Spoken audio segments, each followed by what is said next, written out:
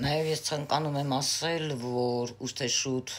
խաբեբաները իրենց պատիժը ստանալու են, որովհետև դուք ուրախացել եք մարդկանց դժբախտությունների վրա։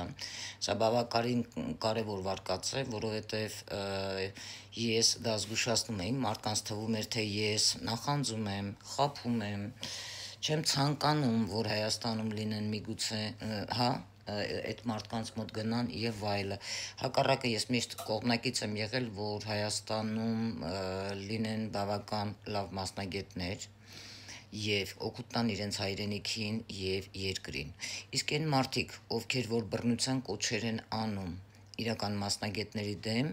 ես արդեն կոչը արել եմ ոստիկանությանը, որպեսզի այդ մարդկանցով զբաղվեն, որովհետև բռնության կոչը դա անում են դեգրադացված մարդիկ, ովքեր ընդհանրապես չունեն հոգևոր ոչ մի արժեքներ, սրբություն եւ հատուկ նաեւ սեկտա կա, որոնք հենց լավ վարձատրվում են հատուկ գործողություններ անելու համար։ Եվ ես ինքս կցանկանայի, որ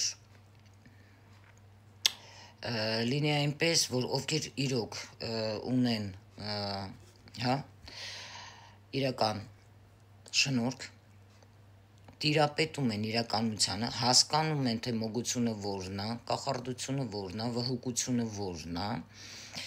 զբաղվում են տարոքարտերով, իրական մասնագետներ են, որը ես շատ քիչ եմ տեսել այստեղ, մատների վրա հաշվել կլինի 1-2 հոգի։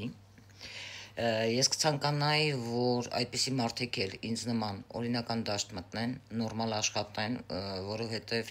ճիշտը սա է։